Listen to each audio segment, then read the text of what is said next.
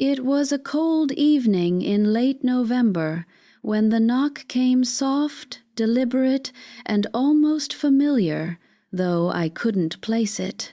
My husband, Robert, had been gone 6 months by then, and our old house had grown too quiet, too still. The sound startled me. It broke through the layers of loneliness that had settled like dust on every piece of furniture he'd once touched. I hesitated, clutching my shawl tighter around my shoulders, wondering who could possibly visit an old widow at dusk. When I opened the door, the porch light caught a face that stirred something deep within me, a flicker of déjà vu, a whisper from a buried past.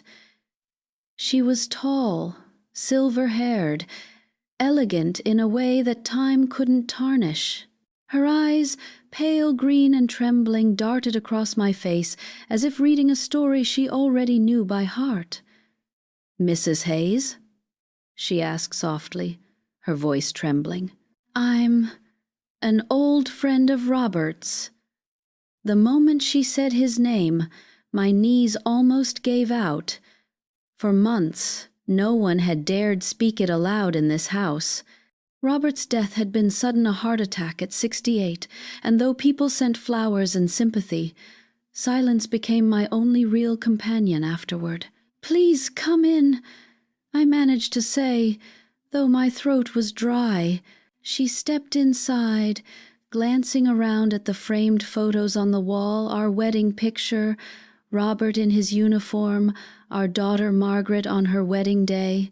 Her eyes lingered on those photos too long, as though memorizing them. "I knew Robert years ago," she began, once we sat down in the living room, "before you met him." The way she said it, slow, measured, with a shadow of pain, made me sit up straighter. Robert had told me about his youth in fragments. He'd grown up in the countryside, worked in construction, served in the Navy, but never once had he mentioned a woman like this. "What did you say your name was?" I asked. She smiled faintly. Eleanor Grant." That name sent a strange pulse through me. It was familiar not because I'd met her, but because I'd seen it somewhere. I couldn't recall where, but it gnawed at me. "I'm sorry for your loss," she continued gently. "Robert was a good man, better than most." The way she said his name with intimacy, with ache, made something twist inside me. My heart fluttered with a strange jealousy, one I thought I'd buried long ago. "You knew him well, then?" "Yes," she whispered. "Very well." We sat there for a while in the heavy quiet that followed. The fireplace crackled, throwing flickers of orange across her face. She had the kind of beauty that age only refines, the quiet dignity of someone who'd lived through storms and still managed to smile. I didn't know whether to feel threatened or comforted. When she finally left that evening, she pressed her hand on mine, her fingers trembling slightly. "You remind me of someone," she murmured. "Someone I lost a long time ago.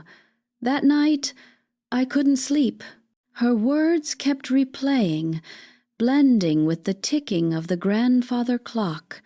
Something about that woman unsettled me.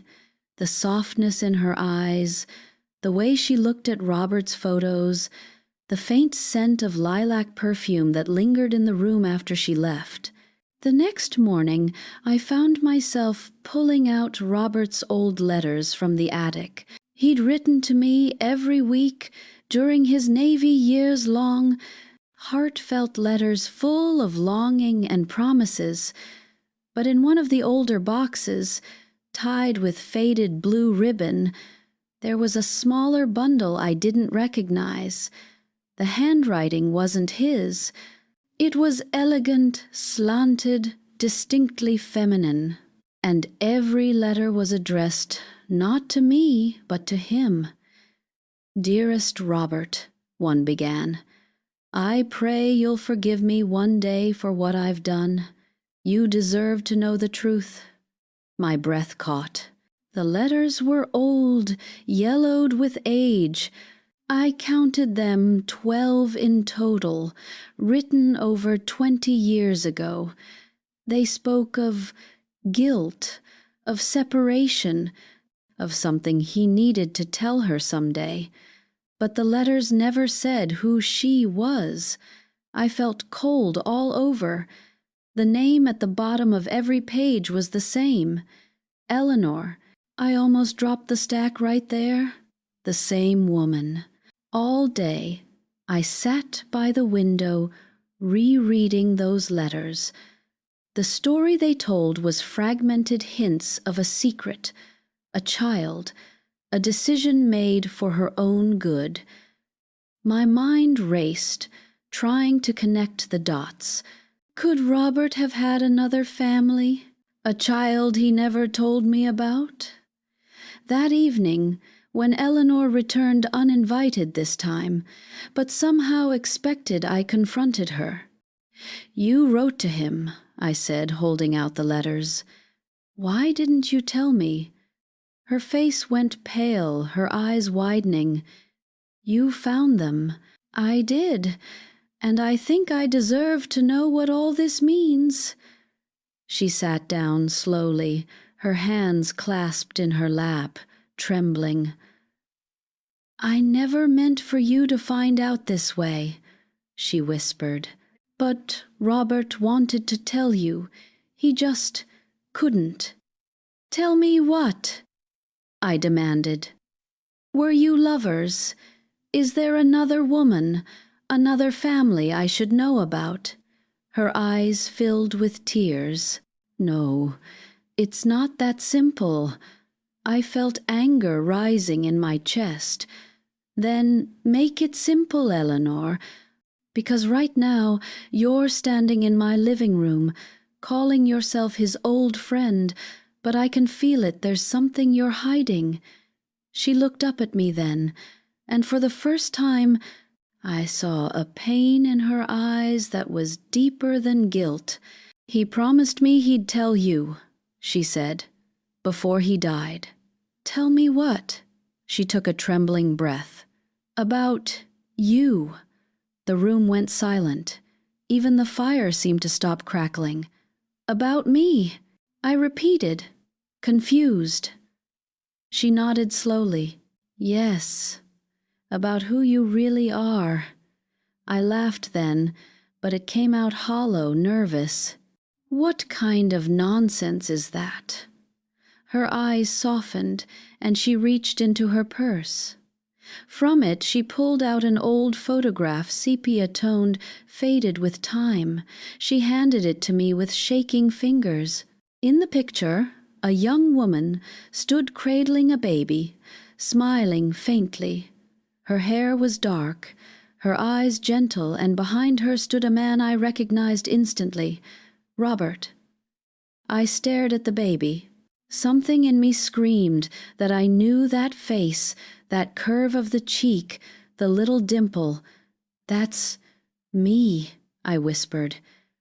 Eleanor nodded, tears sliding down her face. "Yes," she said, "that's you, and that woman holding you." She paused, her voice cracking. "That's me." The world around me spun, my breath caught in my throat, the photograph trembling in my hand. I wanted to scream, to deny it. But deep inside, something clicked, something that had been waiting, buried, for 70 years. I stared at her in disbelief. "What are you saying?" She looked right into my eyes. "I'm your mother." For a long moment I couldn't move. The room seemed to shrink, the air thickening until even breathing felt like a struggle. My hand shook so badly I almost dropped the photo. It was absurd.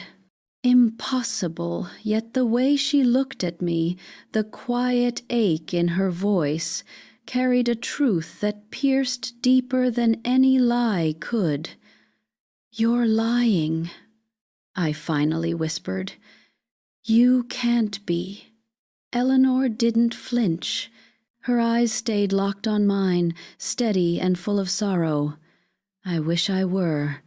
My pulse pounded in my ears. "My mother's name was Helen. She died when I was a baby. I've seen the grave, the death certificate." She closed her eyes, pain flashing across her face. "That's what you were told. But it isn't true."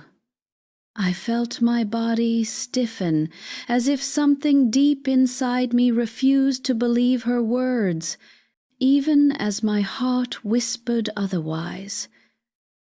Memories I hadn't thought about in decades began stirring fragmented flashes, the scent of lilac, a lullaby hummed softly in a voice that wasn't Helen's. My mind raced backward, chasing ghosts. "Why?" I demanded, my voice trembling. "Why would Robert lie to me? Why would you—" She hesitated, clutching her hands tightly in her lap. "Because he wanted to protect you." "Protect me? From what?" "From the truth," she said quietly. "From who I was." I stood up, pacing across the room, my mind spinning. Every corner of that house, every picture on the wall, felt suddenly strange, like the life I'd lived for 70 years was made of borrowed fragments. "You expect me to believe you just walked into my house after all this time to tell me you're my mother? That Robert, my husband, knew about this?" Eleanor's lips trembled. "He didn't just know. He was the reason you were alive." My knees weakened, and I sank into the armchair, clutching the photograph again. "Start talking," I whispered. She took a deep, shuddering breath. "I was 19 when I had you," she began, her eyes unfocused, lost in some faraway time. "It was 1952. The world was cruel to girls like me back then, unwed, pregnant, ashamed. My parents turned their backs on me. I had nowhere to go. And then there was Robert." I stared at her. "Robert? You mean—" "Yes," she said, nodding faintly. "He was 23. He'd been working with my father on construction sites. He wasn't your father, though. Your father was someone else, a man who left the moment he learned about you. Robert found me in tears one night, sitting outside a diner in the rain, too scared to go home. He took me to his mother's house. He helped me deliver you." Her voice cracked, but she kept going. "I wanted to keep you, but I couldn't. I had nothing, no job, no home. Robert wanted to help, but he was about to enlist in the Navy. I thought I'd ruin his life if I stayed. So I left you with his mother and promised I'd come back. But when I did, you were gone." I swallowed hard, unable to form words. "His mother told me you'd been adopted by a family up north," she said, tears streaming down her face. "She said it was better for you, that you'd have a proper home. I searched for years, but every letter I sent came back unopened. I thought you were gone forever." My chest tightened painfully. The idea that my entire life had been built on lies made the room tilt around me. "And Robert?" I asked. "How did he end up marrying me?" Her eyes lowered. "That's where fate became cruel." She dabbed her eyes with a trembling hand. Decades later, after the war, I ran into him at a charity event. He told me about his business, about his wife, you, and his daughter. He didn't realize who you were at first either. He just said he'd married a kind young woman named Margaret Hayes. But when I saw your photo on his desk, I knew. I felt my stomach drop. He knew I was the baby? Not then, but I told him. I froze. You told him what? That you were mine, she said, her voice breaking. He didn't believe it at first. He thought I was crazy, that grief had twisted me. But then I showed him this photo, the same one you're holding. He compared your birthmark, the little crescent near your shoulder. It was the same. Tears blurred my vision. He knew all this time? She nodded silently. The betrayal hit me like a blade. Robert, the man who'd shared my life, my secrets. My griefs had carried a truth so monstrous it made my knees shake. He'd slept beside me, comforted me, loved me knowing I was the daughter of the woman he once saved. Why didn't he tell me? I whispered. Because he thought it would destroy you, she said softly. He said you'd built a peaceful life. He couldn't bear to shatter it. But you still came here. Why now? Her lips quivered. Because he made me promise. Before he died, he wrote to me, said if anything happened to him, I should come find you, that it was time you knew. The words fell heavy between us, each one pressing deeper into the wound.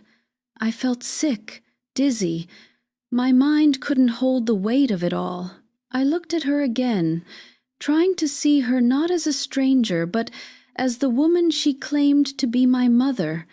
There were traces, I realized, faint echoes in the curve of her smile, the tilt of her chin. I'd never noticed before, but it was there. You let me live my whole life believing my mother was dead, I said bitterly, and he let me marry him without telling me who I really was. Eleanor's voice cracked. I didn't let anything. I didn't know. Not until it was too late. And Robert, he wasn't guilty of what you think. He never saw you as anything but the woman he loved. When he realized, he was already too deep. He didn't want to lose you again, not as a mother, not as a man who'd raised you, but as someone who'd promised to protect you always. I pressed my hands against my temples, trying to silence the storm inside me. Every memory I'd cherished our wedding day, our laughter, our shared secrets now felt tainted. I didn't know who I was anymore. Eleanor reached across the table and touched my hand gently. I'm sorry, she whispered. If I could trade places with time, I would. But I can't undo what's been done.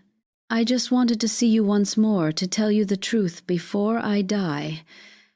Her hand was warm, trembling, familiar in a way that terrified me. Tears welled up, blurring the edges of her face. I wanted to pull away, to reject her, but part of me couldn't. Part of me, the lonely child who'd always wondered why love never felt quite whole, recognized something undeniable in her touch. The clock struck midnight. The sound echoed through the quiet house like a heartbeat. I looked into her tear-stained eyes and whispered, "Then tell me everything from the beginning. No more lies." The wind pressed against the windows like an eavesdropper as she began, and I felt, with a shiver, that the house itself was listening. Eleanor's fingers worried the frayed corner of her handkerchief, and when she spoke, each word seemed to cost her breath. "After you were born," she said, "there was a woman named Mrs. Porter, a midwife, if you could call her that. She wasn't licensed, but she helped girls like me. Some she helped for free. Others she helped make disappear, on paper at least.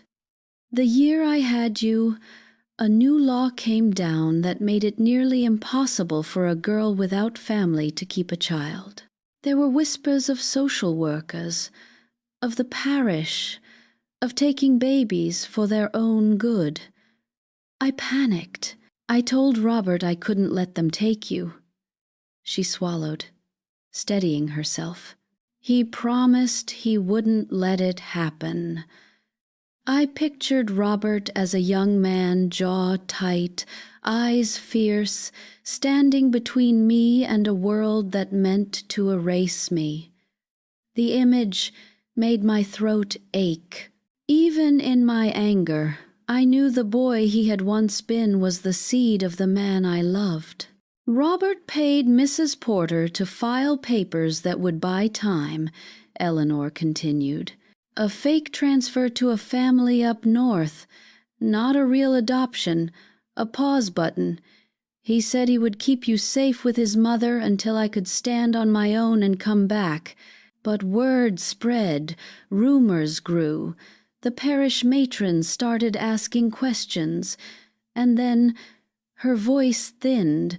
Then my father came to collect a debt from Robert's boss and saw your blanket in the kitchen. He recognized the stitching, my mother's hands.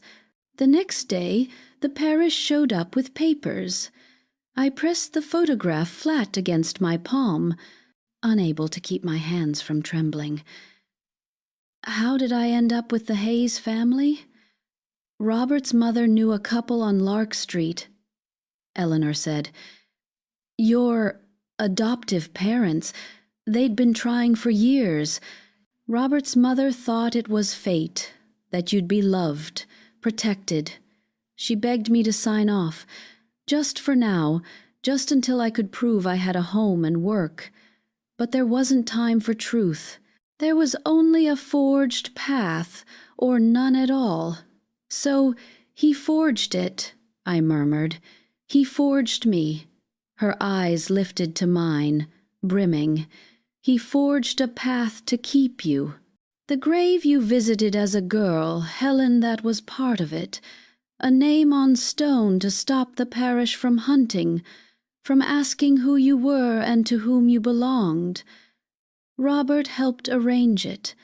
A lie that would satisfy the church ledger. Infant, deceased. It kept you alive." The room tilted.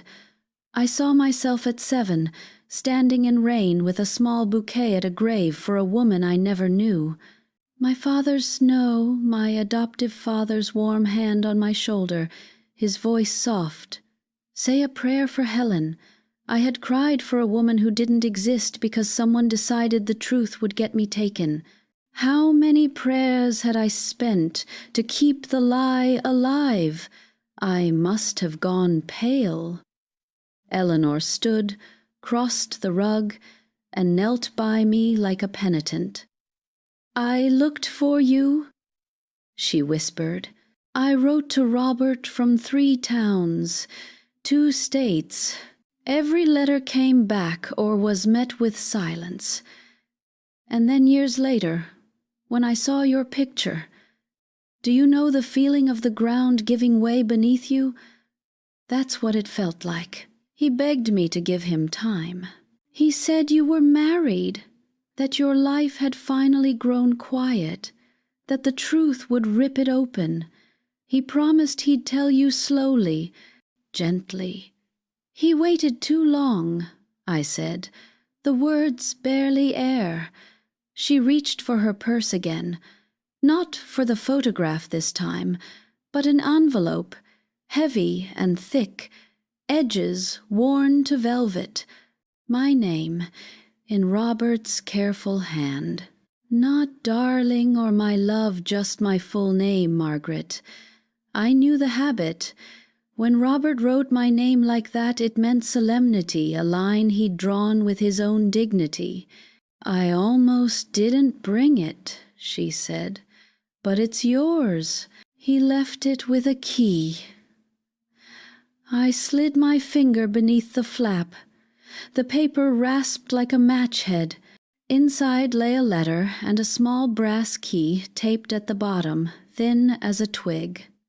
I recognized the logo etched into its head, Sullivan and Pritchard Trust, the bank on Maple where Robert kept our safety deposit box. I had a key on my ring, yes, but this one was different, older. My eyes tracked the first line. If you're reading this, Maggie, it means I failed to do the brave thing in life and must settle for the coward's braveries in death. I couldn't breathe. The floor pressed up. The ceiling drooped down. I read, I have loved you with two hearts. The heart of a man and the heart of someone who once promised a frightened girl I would keep her daughter safe. I didn't know you were that daughter when I fell in love with you. I didn't know when I married you. I didn't know when we brought Margaret into the world and I watched both of you sleep, one on the bed, one against your chest, and thought, how can a life be this full?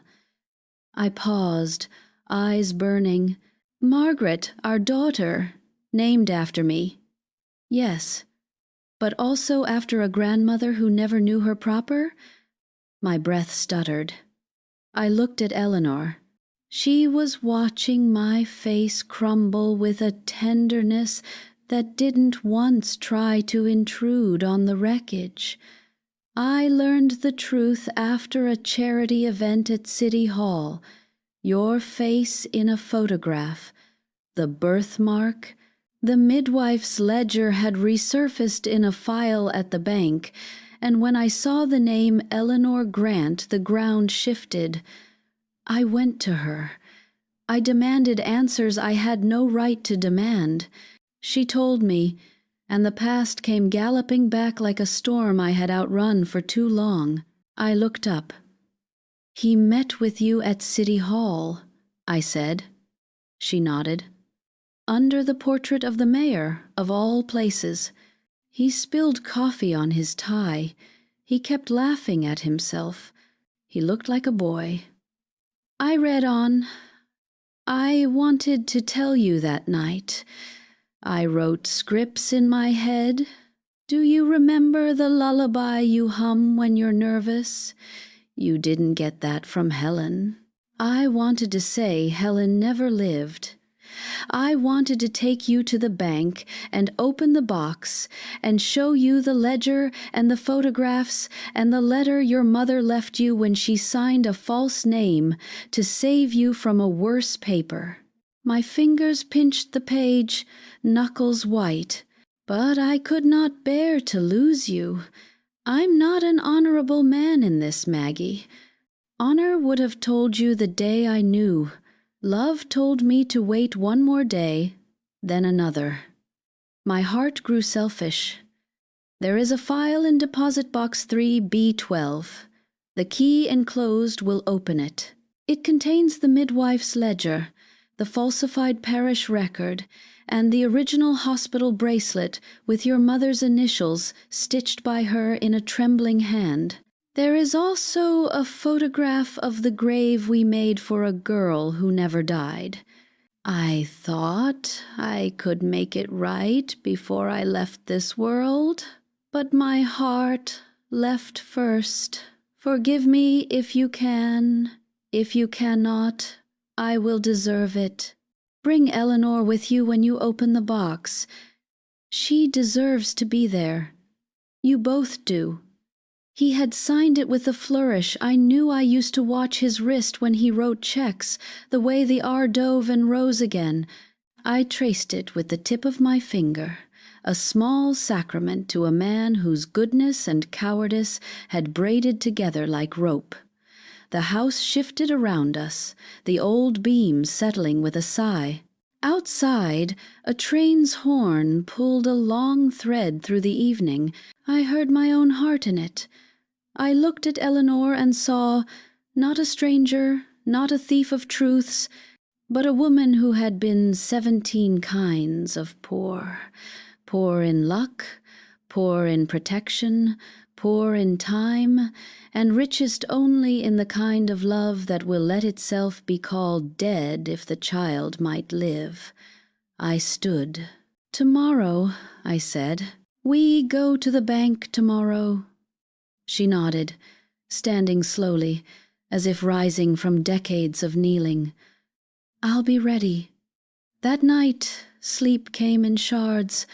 I lay awake and rebuilt my life, piece by piece, with new edges. The morning my adoptive mother taught me to braid, the way my hands learned the motion, as if remembering rather than learning. The lullaby I hummed to my own daughter when she had fevers, where had it come from? Its melody had no shelf in our home, yet it lived in me like a heartbeat. I remembered the day Robert and I bought this house, the way he lingered at the doorway, looking at the frame as if measuring it against something I couldn't see. I wondered now if he was measuring it against the life he had buckled around the truth, like a belt around a too-full suitcase. At dawn, I rose and made coffee. The house smelled like mornings when we all still collided in the kitchen, Margaret, late for school.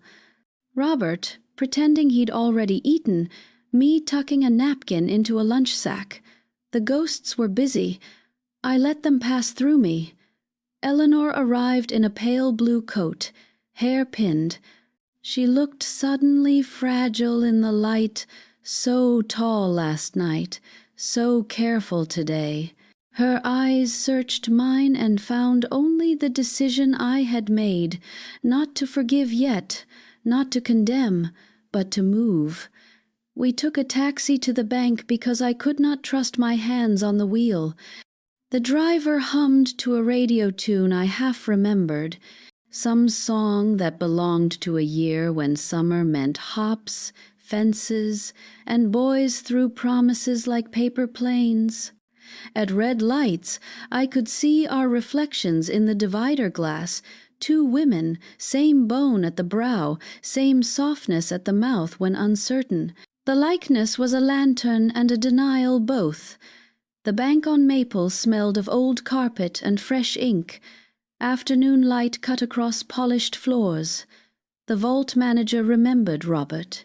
He always did. "Mr. Hayes took such care with his papers," he said, polite as a collar. "We were sorry to hear." "Yes," I said. We all were. He guided us to the vault with the sort of walk men use in churches. The room breathed cold. Boxes like regimented secrets lined the walls. I took out the thin brass key and slid it into the little mouth of 3B12. My other key, our families opened the larger gate. 2 locks, 2 lives. It seemed fitting. I carried the metal drawer to the table with the green lamp. Eleanor stood beside me, hands clasped tight, knuckles winter white. I lifted the lid. Inside, a ledger, a bundle of photographs, a small cloth pouch tied with a pale ribbon, and a folded parish record stamped with a red seal the color of old cherries. The smell was a whisper of hospitals and talc and envelopes that had slept through summers. I untied the ribbon on the pouch. Inside lay a narrow hospital bracelet, the plastic aged to honey. A strip of muslin, too, with initials stitched in thin, careful loops. E.G. I turned it over. On the back, a thumbprint no larger than a bean. The world swam and steadied. I pressed the muslin to my cheek. It felt like the thin part of a worn shirt, the place where love uses a fabric until it turns to prayer. The ledger crackled open to a page with my birth date. Beside it, the midwife's neat hand. Female, healthy. Transfer for safety. Under mother, a false name. Helen Ward. A note in the margin, different ink, Grant, a betrayal of the lie, or a whisper to the future, leave a breadcrumb for the child. The parish paper had my false death. Infant, deceased, cause, fever, date. The week after I went home with the Hayes family. The cruelty of it, no. The utility of it pressed against my ribs until I could barely stand. I set it gently back, as if roughness would make it true. I did this, Eleanor whispered. I signed as a witness so the parish would stop looking. It was the worst good thing I have ever done. I reached for her hand. It surprised us both, the easy instinct of it. My fingers found hers and fit like an old habit. We stood that way, two women anchored to a table where the past lay quiet at last, its teeth no longer in our ankles but arranged on paper like dentures in a drawer. The lamp hummed. Outside, a child laughed, the sound rounded and irreverent, as if the world had no idea how carefully we were handling its old reckonings. I thought of Robert, of his letter with its coward's braveries. I had loved a good man, who feared the truth as much as he feared fire. I could hold both truths. They did not cancel each other. They complicated each other, until what was left was something like a life. My life. Eleanor nodded toward the photographs. We should look, she said. I exhaled. We should. The first photograph we pulled from the bundle was small and stiff, the kind developed in drugstores when every moment still cost a silver coin. It showed Robert, younger by decades, standing beside a woman in a white hospital gown. Her hair was pinned back, her eyes swollen but smiling. She was cradling a newborn wrapped in a crocheted blanket. The woman was Eleanor. The baby was me. Her fingers brushed the image as if it might bruise. Your father took this, she whispered. He wasn't supposed to, but he said no moment like this should vanish without proof. I couldn't speak. My throat had gone raw. There was something sacred about seeing myself in that fragile form, a life too small to understand the web already being spun around her. We found more photographs underneath, Robert's mother holding me in her garden, a porch railing with a blanket drying on it, a man's hand, blurry, reaching into a crib. The story played out in sepia and grain until it ended with a photograph I hadn't seen before. Robert in uniform, his cap tilted, eyes shadowed. On the back, in faded ink, someone had written, "Keep her safe until I come back." We stood in silence. The bank vault's cold hummed around us, that metallic chill that smells like old pennies and dusted secrets. Eleanor cleared her throat. There's one more envelope. It was smaller than the others, its paper thick and yellowed. My name wasn't written on it this time, just a single initial, M. Inside was a slip of notebook paper folded in half, and a photograph of a baby girl with a dark curl on her forehead, wearing a tiny pendant shaped like a locket. When I unfolded the note, my vision blurred. "Maggie," it began. "If the world ever brings you back to me, I want you to know that I didn't leave because I stopped loving you. I left because I loved you enough to lose you. You were the only beautiful thing I ever did right, and I hope wherever you go, you will be loved the way I loved you when you fit in my arms, E." My knees nearly gave out. The words looked like they'd been written in haste, the kind of desperate handwriting that belongs to grief, not ink. Eleanor was crying silently beside me, a soundless tremor that made her shoulders shake. She looked smaller now, almost weightless, like a woman holding herself together out of sheer memory. "I wanted you to have that after you grew up," she whispered, "but it never reached you. Mrs. Porter was supposed to mail it once things were safe. I found it again years later in her things after she passed. I never knew what to do with it." I stared at the words again. "Loved you enough to lose you." The sentence clung to me, wrapped itself around every empty cradle, every unanswered question, every dream where I'd heard a lullaby that had no known source. It was mine. It had always been mine. I turned toward her, and for the first time, I saw not the stranger who had turned my world upside down, but the woman who had lived a lifetime of regret just to bring me one truth. "What do I do with all of this?" I asked quietly. "How do I live now, knowing that everything I was, everything I built was born from a lie?" She looked at me, eyes trembling but steady. "You live by forgiving it," she said, "because that's all love really is at the end. Forgiving what time had to break."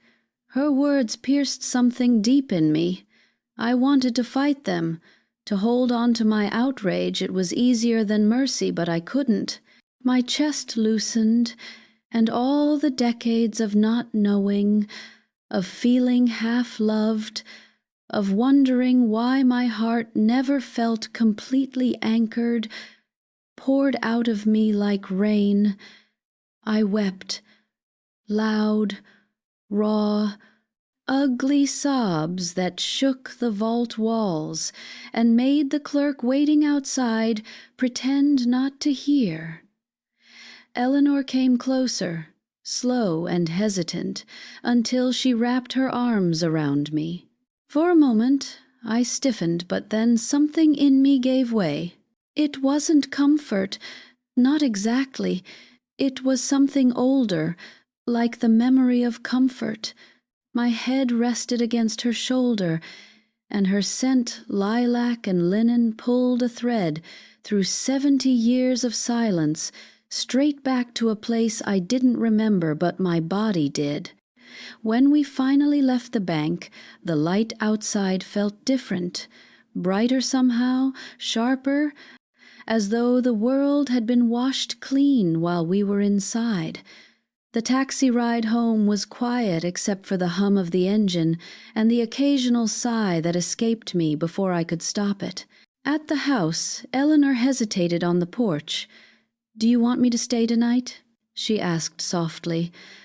"I can go if—" "Stay," I interrupted, surprising even myself. "There's a lot I don't understand yet." She nodded. We went inside. That evening, we sat by the fire, two women who shared a face but not a history. She told me about her life after she lost me, the endless jobs, the years spent moving from one city to another, the loneliness that clung like shadow. She'd married once, briefly, but said she couldn't love the man who tried to make her forget. "I always looked for your eyes in every child I saw," she said. "Even strangers' babies in carriages." I told her about my own life, how Robert and I built everything from scratch, how we raised our daughter, how we lost her in a car accident 5 years ago. When I spoke of that day, she reached for my hand, and for once I didn't pull away. "I should have been there for all of it," she murmured. "For your first steps, your first heartbreak, your wedding dress, all of it." I looked at her through the wavering light. "You are here now. I said. That has to count for something. We sat in silence after that. The fire popped.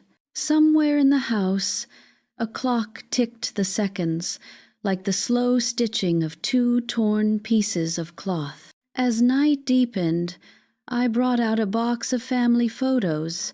Margaret as a child, Robert laughing at the kitchen table, all the faces that once defined my world. We went through them together. She smiled through tears when she saw Margaret. "She looks just like you did," she said. For a moment, everything was quiet, peaceful even, and then, as I turned one of the photos over, something odd caught my eye.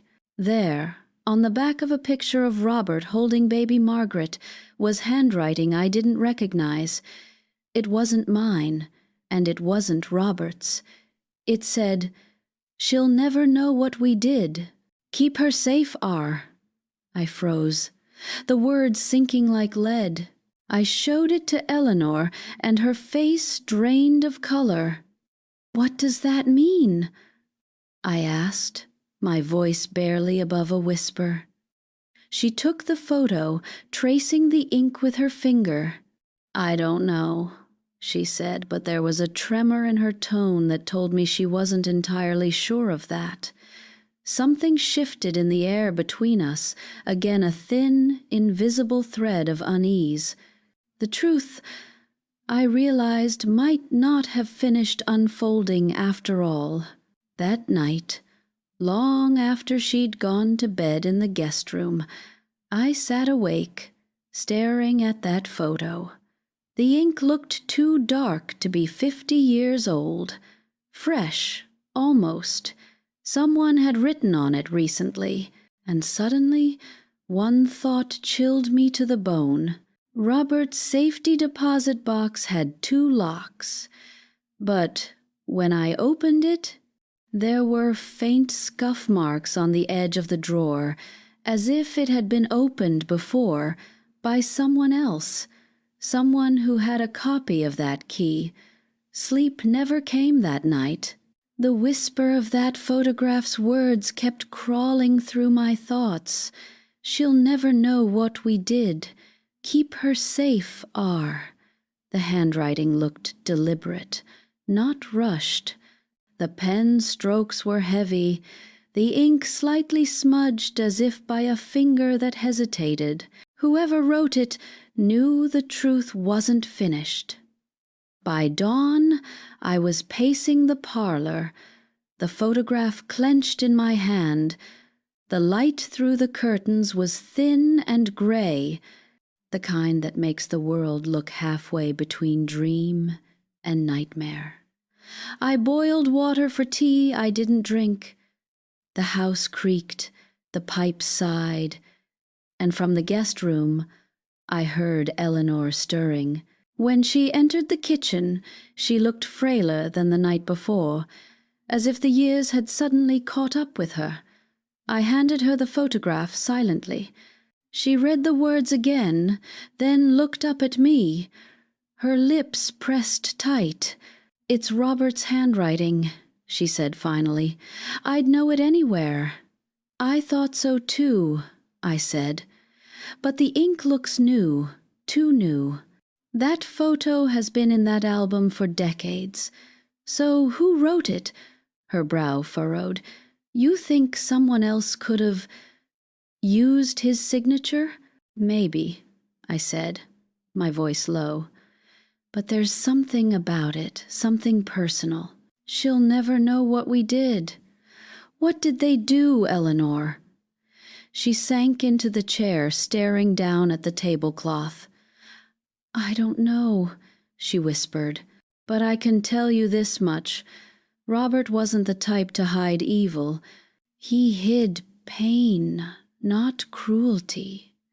Her words should have comforted me, but they didn't, because pain too can ruin people. After breakfast I went to the attic again, drawn there by a strange compulsion. Robert had kept everything: ledgers, tools, even old film reels from his younger years. I opened the wooden chest that had always stayed locked during our marriage. The lock was rusted, but I forced it open with a screwdriver. Inside were rolls of photographs, letters, and an old tape recorder. A note taped to its lid read, "Play me only when you're ready." My hands trembled as I pressed play. The tape hissed, then crackled with the low hum of Robert's voice, older, wearier, but unmistakably his. "Maggie, if you're hearing this, it means I couldn't tell you while I was still breathing. There's one more thing you have to know about Eleanor, about what happened before you were born." I froze. My heart pounded so hard I thought it might crack the ribs that held it. "I told you I met Eleanor when she was 19. That was true. What I didn't tell you," his voice continued, "was that your father, the man who got her pregnant, wasn't just anyone. He was my older brother, Thomas." The air left my lungs. My knees nearly buckled. Robert's voice went on, steady but heavy. Thomas ran from responsibility. He was engaged to another woman then, a senator's daughter. If word got out that he'd gotten a young housekeeper pregnant, it would have ruined him. He begged me to help him fix it. I thought he meant finding her shelter. But what he really meant was hiding her. The tape hissed. I could hear Robert swallow, hear the rustle of his breath. I did what I thought was right. I took Eleanor to my mother's house, kept her hidden while she carried you. But Thomas, he came back the night you were born. He said he wanted to take care of it himself. I didn't understand until he tried to sign a paper that would have sent you to a foundling home. I stopped him. We fought. He hit me, Maggie. He hit me hard enough that I nearly lost my sight in one eye. That scar on my brow you used to trace with your fingers when you were little, that's where it came from." I pressed my hand over my mouth to stifle a cry. Robert's voice grew quieter.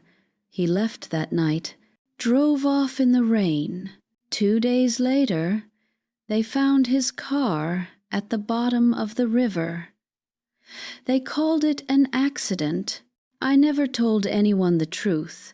The only ones who knew were me, Eleanor, and Mother. We buried the guilt with him. We forged the papers together because if anyone found out, they'd say it was murder. They'd say we planned it. Maybe we did. Maybe I didn't try hard enough to stop him from leaving that night. There was a pause, a long, hollow silence that crackled like a graveyard wind. "I loved you, Maggie, but I've lived every day of my life with one question. Did I save you, or did I doom us all? If Eleanor ever comes back to you, don't hate her. She lost more than either of us. She lost her innocence, her child, and the man who could have saved her from it all." Then the tape clicked off. I sat there, frozen, the recorder still humming faintly. My world spun around me again. But this time, the dizziness came with something else, clarity, cruel and bright as lightning. Eleanor's tears the night before, her avoidance when I asked what she and Robert had done, it all made sense now. They hadn't just hidden a child. They had buried a man's sin and the wreckage it left behind. I went downstairs, clutching the recorder like a relic. Eleanor was by the window, staring out at the pale winter garden. She turned when she heard my footsteps, her eyes questioning. "I listened," I said, "to Robert's tape." The color drained from her face. "Oh, God," she whispered. "Why didn't you tell me it was his brother?" I demanded, my voice breaking. All this time, you let me believe I was just a mistake. You didn't tell me I was born out of his brother's betrayal." Her lips parted, but no words came out at first. When she finally spoke, her voice was small. "Because I was ashamed," she said. "Because I didn't want you to look at me and see his crime instead of my love."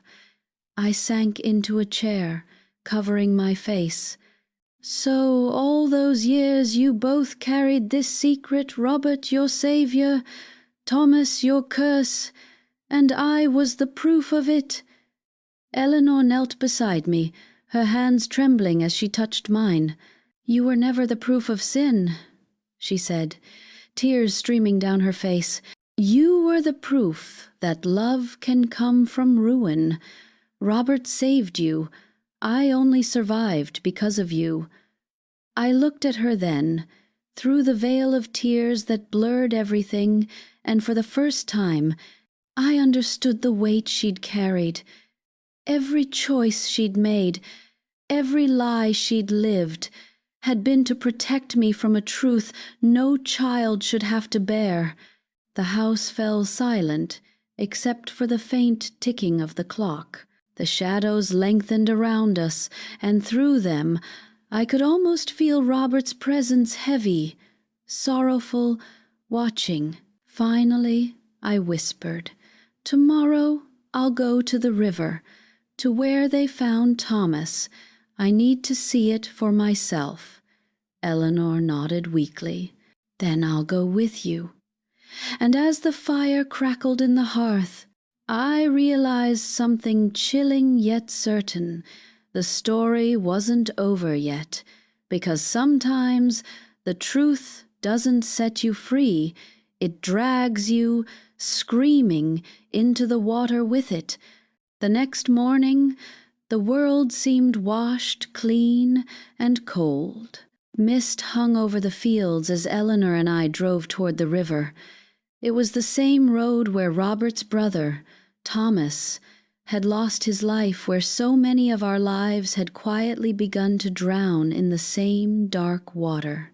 The sky was pale silver, and the frost on the grass shimmered like broken glass. Neither of us spoke much. The silence between us was heavy but not hostile. It was the kind that settles when two souls finally stop running from the same ghost. The closer we got to the river, the stronger the air smelled of iron and earth. The narrow road curved between skeletal trees, their branches reaching out like hands. Eleanor stared out the window, her reflection faint against the glass. "When they pulled the car from the river," she said softly, "I remember standing on this very bank. I wasn't supposed to be there, but I came anyway. I needed to see it. The sheriff said it was an accident, that he must have lost control in the rain. But, Robert," her voice broke, "he told me never to ask questions again." We parked near a small rusted bridge, the same one from the old photographs I'd seen in Robert's albums. The river moved slowly now, calm and deceptive, but I could almost hear the echo of that storm night thunder cracking, tires skidding, a splash swallowed by wind. Eleanor and I walked down to the bank. My shoes sank slightly in the damp earth. The water reflected our faces side by side, hers lined and pale, mine older now than she was when it all began. "I used to think I hated this river," she whispered, "but I realize now it was never the river's fault. It only kept our secret." I crouched down, picking up a smooth stone, rubbing it between my fingers. "Do you think he meant to die?" I asked quietly. She hesitated. "No. I think he was too proud to imagine death could come for him. But maybe some part of him wanted to disappear before the shame did." We stood in silence for a while, the cold creeping up through our coats. The wind carried the faint scent of wet leaves and something older, almost metallic. Then Eleanor turned toward me, her eyes steady. "Robert didn't kill him, Maggie. I swear it. I was there that night." I looked up sharply. "You were there?" She nodded slowly. "Not in the car, but outside the house. Robert called me after Thomas left. He was frantic. Said he thought Thomas would do something foolish. The rain was coming down hard. I saw headlights through the trees. Thomas's car sped off toward the bridge, and Robert followed.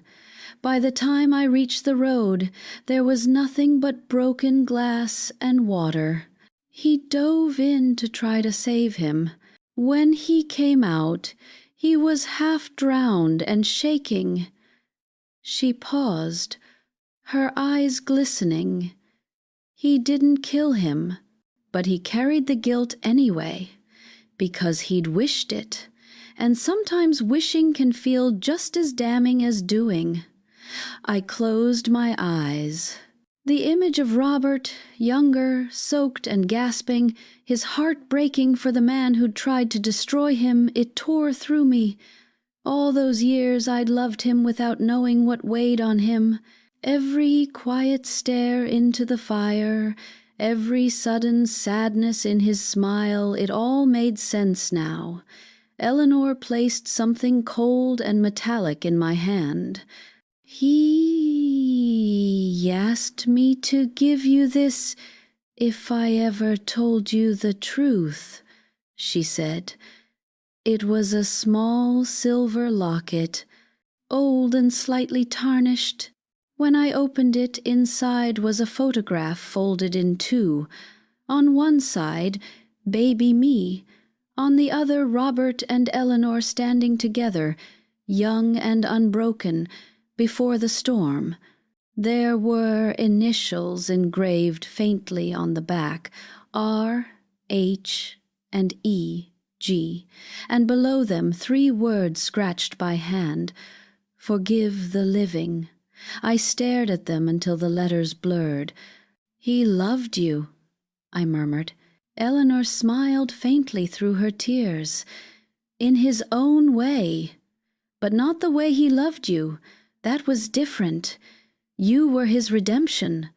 The wind rustled through the reeds, and I suddenly felt the weight of 70 years press down and then slowly lift. The anger, the shock, the pain, they all ebbed like the tide. What remained was sorrow, yes, but not bitterness. It was the kind of sorrow that carries understanding. I knelt at the edge of the river, letting the locket rest in my palm. "He kept all of this to protect me," I said softly. "But in doing so, he kept a part of himself locked away too." Eleanor's hand came to rest on my shoulder. We both did.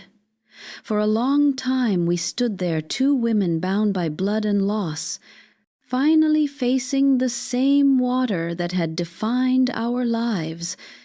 The sky had begun to brighten. A faint sun pushed through the mist, turning the surface of the river to molten gold. I took the locket, kissed it once, and then gently set it afloat. It bobbed for a moment, catching the light, then drifted away down the slow current, carrying our ghosts with it. Eleanor began to weep quietly, not from regret this time, but from release. I put my arm around her, and together we watched until the locket disappeared around the bend. When we finally turned back toward the car, I felt lighter, not healed, perhaps, but no longer broken in the same way. The truth hadn't destroyed me. It had simply shown me what I was made of, the strength of a woman who had been loved through lies, and who could still choose mercy over madness. On the drive home, Eleanor reached for my hand. "Will you let me stay a while longer?" she asked timidly. "Just until spring?" I smiled faintly. "You can stay as long as you need." That night, after she'd gone to bed, I sat by the fire again. The flames danced across the framed photographs on the mantel, Robert smiling, Margaret as a little girl, the family I'd thought I'd lost. For the first time in years, I didn't feel haunted. Instead, I whispered into the quiet room, "I forgive you, Robert. I forgive you, Mother." The words trembled in the air, and for a heartbeat, I swore I could feel them there, Robert's warm hand resting on my shoulder and Eleanor's faint lilac scent drifting through the room. When I finally went to bed, I dreamed of the river, not dark and cold, but shining in the morning sun, wide and peaceful. And in that dream, a little girl stood by the bank, holding a locket in her hand, smiling at two figures waiting on the other side. She wasn't afraid, she wasn't lost, she was simply home. And when I woke, I knew that, for the first time in my life, so was I.